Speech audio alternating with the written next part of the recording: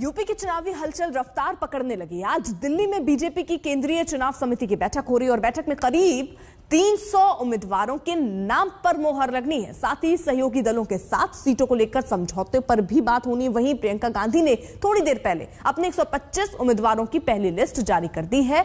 उधर अखिलेश और सहयोगी पार्टियां भी आज अपनी पहली और दूसरी लिस्ट जारी करने की तैयारी में है।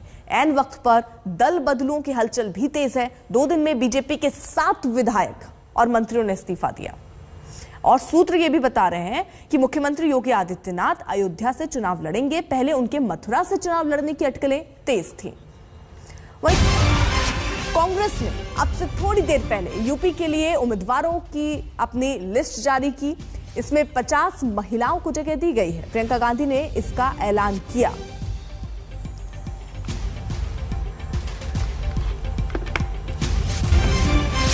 महिलाएं हैं। उत्तर प्रदेश के विधानसभा चुनाव के लिए अपनी पहली सूची जारी करने जा रही है। 125 प्रत्याशियों की सूची है, जिसमें से 50 महिलाएं हैं। इसमें इस सूची में 40% महिलाएं हैं और 40% युवा भी हैं। हमें आशा है कि इनके जरिए हम एक नई उम्मीद और एक नई तरह की राजनीति प्रदेश में उभार पाएंगे। जो महिलाएं हैं उनमें से कुछ पत्रकार हैं, एक अभिनेत्री भी है, कुछ संघर्षशील महिलाएं हैं जिन्होंने कांग्रेस पार्टी में रहते हुए सालों के लिए संघर्ष किया है। हमारी एक आध जिलाध्यक्ष भी हैं जिन्होंने बहुत अच्छा काम किया है। तो देखिए, आज यूपी में चुनावी हलचल तेज है, जहां बैठक हो रही है बीजेपी की तरफ से और इस पर तय हो रहा है कि वो 300 कौन से उम्मीदवार होंगे। उस पर आखिरी मोहर एक तरीके से कहें तो लग रही है। वहीं कांग्रेस ने 125 उम्मीदवारों के नाम तय कर लिए हैं, उसकी घोषणा भी कर दी है। वहीं अखिलेश भी आज अपनी पहली लिस्ट घोषित करेंगे। और एक नई तरह की राजनीति उधर बागियों ने बीजेपी की परेशानी बढ़ा दी। 2 दिन में आज 7वां इस्तीफा हुआ है। विधायक मुकेश वर्मा ने आज बीजेपी को बाय बाय बोल दिया और इससे पहले कल दूसरे मंत्री के तौर पर दारा सिंह ने भी इस्तीफा दे दिया था। तो ये दौर भी अब शुरू हो चुका है, जहां बीजेपी में देखिए आप, जो विधायक हैं नाराज हैं वो जा रहे हैं, क्योंकि खबरें ये थी कि विधायक इस बात से नाराज हैं कि उनका टिकट कट रहा है और इसी बात से नाराज होने के बाद बीजेपी का साथ छोड़कर विपक्षी पार्टियों का साथ थाम रहे हैं, हाथ थाम रहे हैं। तो कुल मिलाकर ये सिलसिला सिर्फ बीजेपी से जाने का नहीं है, बीजेपी पर आने का भी है। कई विधायक समाजवादी पार्टी के, बीएसपी के, कांग्रेस के, बीजेपी के साथ आ रहे हैं। कई नेता बीजेपी के साथ आए हैं। तो चुनाव से ऐन वक्त पहले ही ये स्थिति दिख रही है। लेकिन अब देखिए, यहां पर जहां पहली लिस्ट की घोषणा होनी है, वहीं दूसरी तरफ किस तरीके से सहयोगियों को खुश किया जाए, इसमें अखिलेश यादव भी लगे हैं और इसी चीज में बीजेपी भी लगी है। और आज शाम तक दोनों ही तरफ से, यानी समाजवादी पार्टी और बीजेपी की तरफ से, इस बात का ऐलान भी हो जाएगा।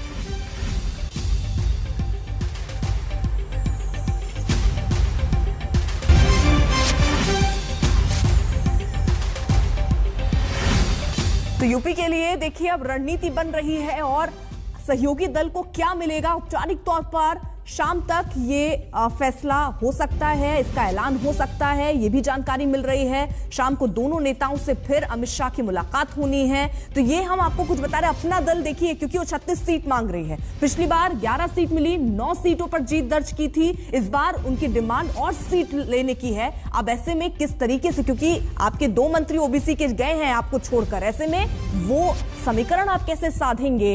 इन दोनों की नेगोशिएशन की पोजीशन भी अब देखिए बढ़ी है और इसीलिए माना जा रहा है कि दोनों को सीटें पिछली बार से ज्यादा मिलेंगी।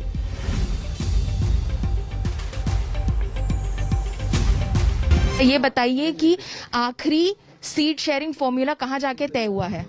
रात में बैठक हुई और हमने जो पहले से हमारे कार्यकर्ता आज 2017 जहां तैयारी करते हैं, तो मिली हमें 15 सीटें से 18 सीटों के बीच में हम चुनाव लड़ेंगे और ज्यादातर सीटों पर, मैक्सिमम सीटों पर निषाद पार्टी अपने भोजन भरी थाली से चुनाव लड़ेगी और सीटों के शेयरिंग में कोई पेच, कोई ऐसा लफड़ा नहीं है। 2-3 सीटें ऐसी है जिसमें मैंने उन्हें दे रखा, उसमें 2-3 दिन की बैठक में फाइनल हो जाएगा। 2-3 सीटों पर अभी भी बात होनी बाकी, आप कह रहे हैं? जैसे वहाँ ये देखना कि कौन सीटों पर निषाद पार्टी अपने सिंबल पर जीत सकती है, कौन वहाँ भारतीय जनता पार्टी के, तो निश्चित रूप से 1-2 सीटें ऐसी हम लोग जीत के लिए मिले हैं ना दोनों भाई, तो वो 1 से 2 सीटें हैं जो हम लोगों को है 2-3 दिन में फाइनल हो जाएगा। तो आप कह रहे हैं 15 से 18 सीटों पर निषाद पार्टी अपनी सिंबल पे लड़ेगी, 2-3 सीटों पर शायद भाजपा के सिंबल पर लड़ सकती है। 15 सीटें हमारे निषाद पार्टी अपने सिंबल पर लड़ेगी, बाकी 1-2 सीटें जो और बढ़ेंगी। अच्छा, 15 तय। हाँ, निश्चित रूप से। देखिए, माना यह जा रहा है कि निषाद पार्टी के साथ तो समीकरण थोड़ा बैठा है, लेकिन दिक्कत अभी अपना दल के साथ है। उनको कैसे मनाएंगे, इस पर भी अभी बैठकों का दौर जारी है। वहीं बीजेपी में बगावत के इस दौर में 2 विधायक इस बात से परेशान हैं कि वो पार्टी छोड़कर जा भी नहीं रहे हैं, लेकिन उनके नाम की चर्चा है, इस्तीफे की अफवाह उड़ाई जा रही है। भदोही के विधायक रविंद्रनाथ त्रिपाठी और बरेली विधायक राजेश मिश्र, ऐसे ही वो 2 नाम है। दोनों ने बाकायदा इस मामले में एफआईआर भी दर्ज करा दी है। तो बीजेपी के ये 2 विधायक जिन्होंने बकायदा एफआईआर दर्ज कराई है, इनका ये कहना है कि ये चर्चा पता नहीं कहां से हो रही है, अफवाहें उड़ाई जा रही हैं। हालांकि जो विधायक जिनके नाम लिए जा रहे हैं, उनमें से कई ऐसे हैं जिन्होंने ये भी कहा कि अगर ऐसी ही अफवाहें उनके बारे में चलती रहेंगी तो मानहानि का केस भी करेंगे। तो फिलहाल बीजेपी के 2 विधायकों ने इस बाबत एफआईआर दर्ज कराई है, जिसमें रविंद्रनाथ त्रिपाठी और राजेश मिश्र, ये 2 नाम, इस्तीफे की कथित चिट्ठी जो उनकी वायरल हुई थी, सोशल मीडिया पर काफी चर्चा हुआ, उसके बाद ही इन्होंने एफआईआर दर्ज कराई।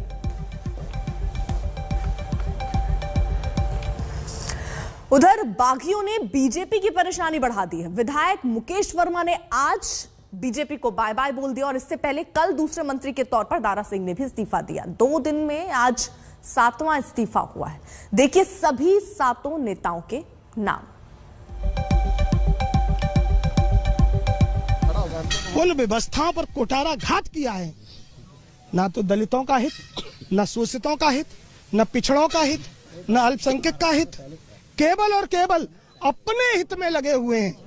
केवल और केवल 5 वर्ष में इन्होंने अगर अपना विकास किया है, अपना हित किया है, अपने जगह जगह, मैं बताना चाहता हूं 70 साल में कहीं इतने बीजेपी के ऑफिस नहीं बने। हर जिले में ऑफिस, एक नहीं 2-2 ऑफिस। मैं बताना चाहता हूं कि उन्होंने अपना विकास किया है, गरीबों का विकास नहीं किया। आप स्वामी प्रसाद मौर्य के साथ जो उनका फैसला होगा उनके साथ जाएंगे? हम लोग उनके साथ हैं, पूरा अच्छा, उनके साथ है।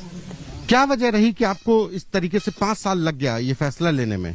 संवैधानिक प्रक्रियाएं होती हैं, संवैधानिक प्रक्रियाएं होती हैं, और संवैधानिक प्रक्रियाओं में कोई बात कही जाती है, लोग उसे मानते हैं, सुनते हैं, आप सब उसमें भरोसा दिया जाता है।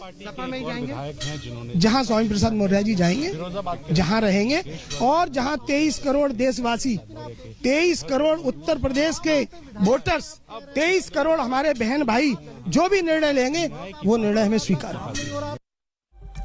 पंजाब में आम आदमी पार्टी ने सीएम का फैसला जनता पर छोड़ दिया है। केजरीवाल ने कहा कि जनता अपना मनपसंद जो सीएम है वो खुद चुन ले और दिए नंबर पर मिस्ड कॉल या व्हाट्सएप कर सीएम के लिए अपनी पसंद का नाम बताए। 70748 70748 70748 70748। पंजाब के लोगों से मेरी विनती है कि ये शायद भारत में पहली बार हो रहा है। 1947 के बाद इतने चुनाव हुए, आज तक किसी पार्टी ने जनता से नहीं पूछा कि हमारा सीएम चेहरा कौन होना चाहिए। पहली बार आम आदमी पार्टी जनता से पूछ रही है कि भाई अब सरकार बनने जा रही है, हम नहीं तय करेंगे, आप तय करो कि सीएम चेहरा कौन होना चाहिए।